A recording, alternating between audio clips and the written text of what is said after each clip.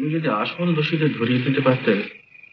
তারা যে ধরাছোঁয়ার বাইরে, মাঝখান থেকে তাদের জড়াতে গেলে প্রাণটাই যেত। তোমার কাছে আমি কোনোদিন কিছু জানি শুননা, শুধু শুধু তুমি আমার সোনালীকে বাঁচাও। সোনালী কোথায়? দার্জিলিং এ থাকে। ঈশ্বর আজই তাকে নিয়ে আসবে। অগ্নি শুদ্ধ হয়ে যেদিন তুমি আমার কাছে ফিরে আসবে, আমি আবার ফিরে আসবো। নিশ্চয়ই আসবে। সেদিন আমার সোনালীর সঙ্গে তোমার আমি নতুন করে পরিচয় করে দেব। মেলড, আমার প্রথম অভিযোগ হলো যে ইনি কিছুতেই অস্বীকার করতে পারেননি যে ওই সব মেয়েগুলির দায়িত্ব এরই ওপর ছিল, এবং ইনি সব জেনে শুনে তাদের গণিকা বৃত্তি গ্রহণ করতে বাধ্য করেছিলেন। আমার দ্বিতীয় অভিযোগ শিপ্রার মৃত্যু ঘটানো। অবশ্য অন্যতম ফেরারি আসামি সেই দোষী ডাক্তারকে যতক্ষণ না ধরা যাচ্ছে ততক্ষণ সেটা প্রমাণ করা সম্ভব হচ্ছে না।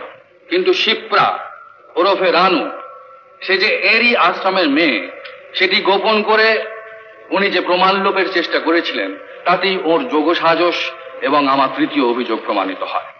আমার চতুর্থ অভিযোগ সমাজ ও রাষ্ট্রকে কলুষিত করা। একজন পুলিশ অফিসারকে কিভাবে প্রলোভন দেখানো হয়েছে তার সমস্ত ইতিবৃত্ত আপনাদের বলেছি। সেই হতভাগ্যের নিজের হাতের লেখা শেষ চিঠিটাই সেটা প্রমাণ করেছে। সমাজের এত বড় শত্রুর বিরুদ্ধে প্রমাণিত তথ্যের ভিত্তিতে আসামের প্রতি আমি চরম দণ্ডাদেশের প্রার্থনা জানাচ্ছি। এই মামলার সঙ্গে জড়িত ওই বিশেষ পুলিশ অফিসারের মৃত্যুর বিষয় নিয়ে সম্প্রতি আরেকটি মামলা অন্য আদালতে দায়ের করা হয়েছে। উপরওয়ালা অফিসারের সঙ্গে তার চাকরির ক্ষেত্রে মতবিরোধ হয় এবং এই উপরওয়ালা অফিসার এই হতভাগ্য পুলিশ অফিসারকে অপদস্থ করার জন্য এই একটা চিঠিকে কাজে লাগিয়ে তাকে আত্মহত্যা করতে বাধ্য করেছে। সে কথা এখানে কেন টেনে আনা হচ্ছে মিলড? মিলড, যে ঘটনা থেকে করুণা দেবীকে জড়িয়ে এই মামলার উদ্ভব হয়েছে সেই ঘটনার আসল রহস্য জানা দরকার, এবং সেই জন্যই সেই মামলা শেষ না হওয়া অবধি এই মামলার রায় দেওয়া সমীচীন হবে বলে আমি মনে করি না। মিলড, এই মামলাটিকে প্রভাবিত করার জন্যই দ্বিতীয় মামলাটি দায়ের করা হয়েছে। তবু আসামি পক্ষে মনে যাতে পক্ষপাতের কোন রকম সন্দেহ না থাকে, তাই আমি ওর আবেদন আরো ভালো করে বিবেচনা করে দেখব। আজ মামলা স্থগিত রইল, কাল আবার যথারীতি বিচার শুরু হবে। Thank you মিলড।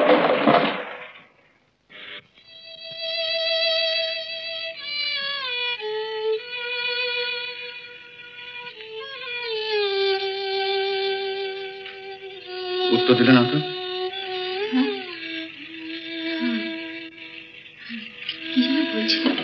বলছিলাম প্রাণের ভয়কে তুচ্ছ করে আজ আমাকে বাঁচাতেই বা এলে কেন? আর সেদিন এবার কিছু না বলে নির্দেশ হয়েছিল কেন?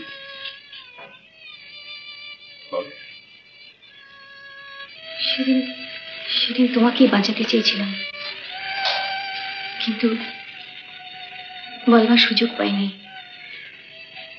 ঘর থেকে বেরিয়ে দেখলাম রথিনকে।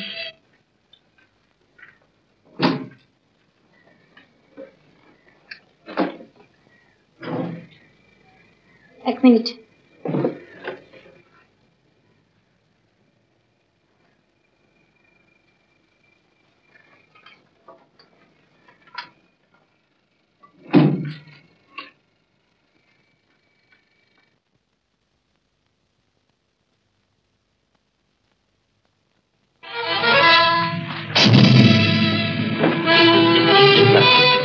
শুক্লা, আমাকে তুমি বাঁচাও। কি হয়েছে? তুমি এক্ষুনি আমার সঙ্গে চলো। সে কি করে সম্ভব? আহা, কি করলে সম্ভব হবে বলো, আমি তাই করবো। কোনো কিছুতে সম্ভব নয়। মাসে তোমার কত টাকা চাই বলো? আমার কিছু চাই না। আমি তোমার উপর কোনো রকম অত্যাচার করবো না, শুধু তুমি আমার স্ত্রী সেজে থাকবে। না না, সম্ভব নয়। কেন সম্ভব না? আমি এখন অন্যের স্ত্রী। অন্যের স্ত্রী? কে তোমার স্বামী? বলো, কে তোমার স্বামী? ও, ঈশ্বরের মুখে শুনলাম সে লোকটা মিলিটারি বাবু। তাহলে কি সোমনাথ? হ্যাঁ। এতদিন বাদে সোমনাথ। That scoundrel. না না, আমি কিছুতে হতে দেব না। আমি কিছু কি হতে দেবে না? আমাকে প্রতিশোধ নিতেই হবে। আমাকে না মেরে তুমি আর কোনো ক্ষতি করতে পারবে না। সরে যাও, মধ্যে থেকে তুমিও মরবে। হ্যাঁ, তুমি? আমি তো মরবই, আমি তো এমনিতেই মরতে বসেছি। তো তুমি তিনজনকে বাঁচাতে পারো। হ্যাঁ হ্যাঁ, ভেবে দেখো সোমনাথকে তুমি বাঁচাতে চাও কিনা। কি চুপ করে আছে কেন বলো? আমি ওকে বাঁচাতে চাই, আমি ওকে বাঁচাতে চাই। তাহলে আমার সঙ্গে চল।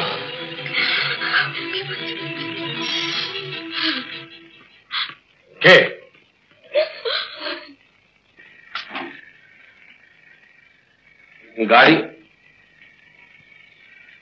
গাড়ি এসে গেছে। ভালো, চলো ঈশ্বর। আমি মায়ের সঙ্গে যাব। ঈশ্বর যাবে? হ্যাঁ যাবে।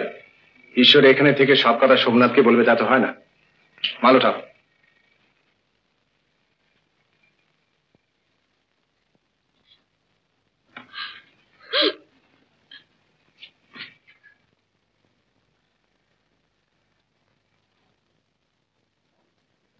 আর কতদিন এভাবে থাকতে হবে? তুমি তো জানো কার সন্তান আমার গর্ভে। জানি, আমি সব জানি, কিন্তু আমার কোনো উপায় নেই শুক্লা। তাই তোমাকে আমি জোর করে নিয়ে এসেছি, আর সবাইকে বলেছি তুমি আমার স্ত্রী আর আমি কাঠের ব্যবসা করি। আমার পক্ষে আর এখানে থাকা সম্ভব নয়। আর কিছুদিন তোমাকে এখানে থাকতেই হবে। কিছুদিন পর পুলিশের নজর এড়িয়ে দেশ থেকে আমি পালাবো। আর আমি? তুমিও যাতে নিরাপদে কোথাও যেতে পারো তার ব্যবস্থা করে যাও। बाहर में बुलाता है। हाँ? बाहर में बुलाता है। के? ओरा। ओ। ঈশ্বর, কারা এসেছে? उसे দলের লোক। আমি তো তোমাদের বলেছি, এবার তোমরা আমাকে ছেড়ে দাও। আমি আর এসব পুরনো কথা ছেড়ে দাও, আসল কথা বলো। বেশ বলো। তুমি আর 3 বার মাল আমাদের হাতে এনে দাও, তারপর তোমার একেবারে ছুটি। কি ভাবছো? স্ত্রীর কথা ওকে বলো না। আর মাত্র 3 বার, তারপর ছেলে মেয়ে সব নিয়ে সুখী সংসার। বেশ, তাই হবে। মজার, টাকাটা দিয়ে দে।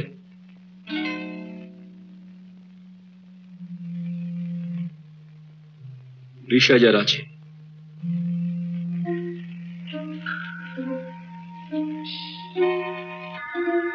ज्यादा भारी नहीं है।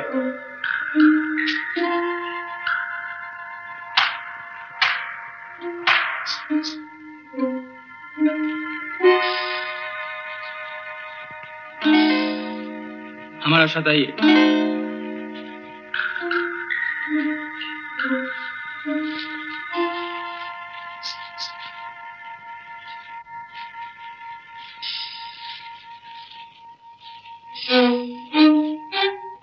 आप यहाँ पर ठहरिए।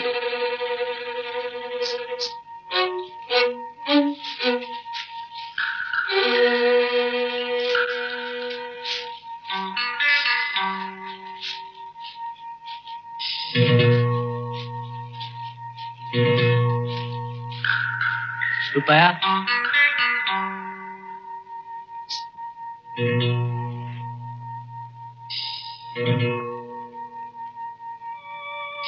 Thank you. কি খবর ঈশ্বর? লড়কি হয়েছে। ও আচ্ছা আচ্ছা, তা ওদের এখান থেকে কবে নিয়ে যাবে? সে পরশু দিন। পরশু? তো তুমি এক কাজ করো, তুমি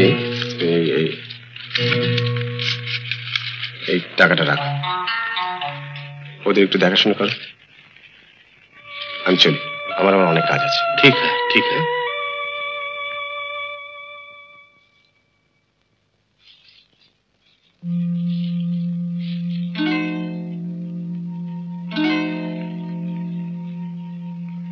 সব ঠিক আছে তো? গুনে নিতে পারো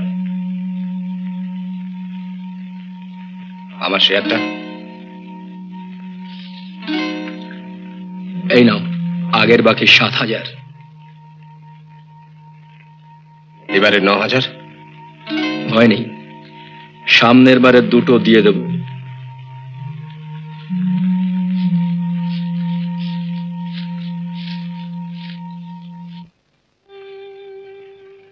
আসলে বলছিলাম এবার আমরা এখান থেকে চলে যাব। কোথায়? জানি না কোথায় যাব। তোমার জিনিসপত্র সব গুছিয়ে রেখো, কাল ভোরই বেরোবো।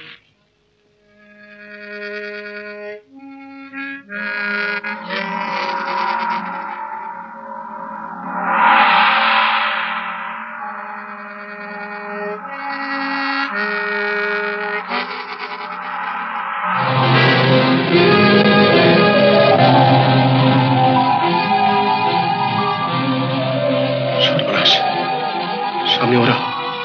ভয় কিসের? আমি আমি ওদের টাকা নিয়ে পালাচ্ছিলাম, ওরা জানতে পেরেছে। তুমি এই টাকাগুলো রাখো।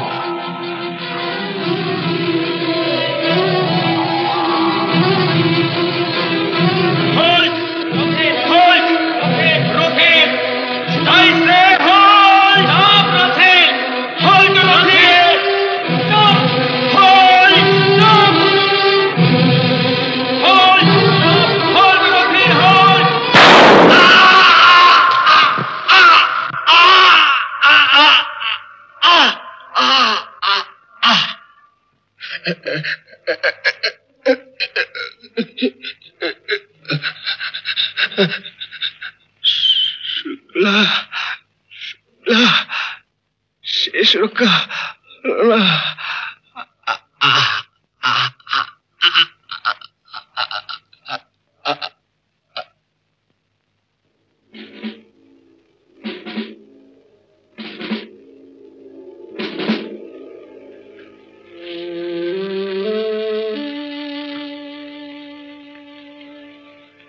আপনি এখানে? বটু রথিনকে মেরে ফেলেছে। বটু আরো ইচ্ছে তোমাকে, ঈশ্বরকে আর তোমার মেয়েকে মেরে ফেলে। কেন? সাক্ষীকে তো বাঁচতে দিতে নেই। অবশ্য তুমি আমার আগের পরিচিত, তাই তোমাকে আমরা চাই। তুমি আমাদের দলে থাকবে, আমরা যে কাজ করতে বলবো তাই করবে, এতে তুমি সুখেই থাকবে। আর যদি বেঈমানি করো তাহলে রথিনের মতন তোমাকে আর তোমার মেয়েকে মেরে ফেলা হবে। তা কি করবে?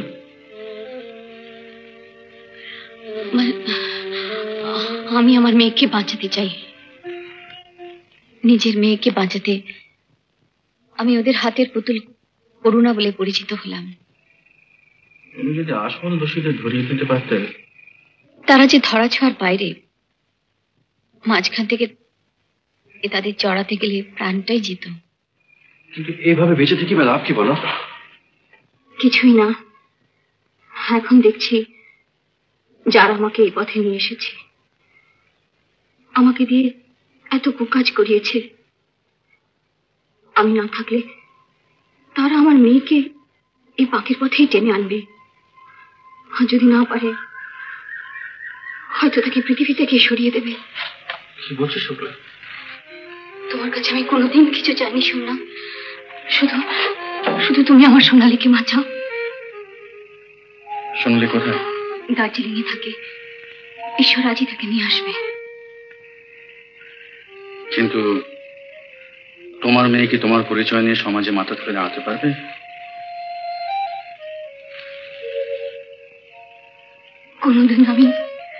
কোনোদিন আমি কালো মুখ নিয়ে তার সামনে এসে দাঁড়াবো না।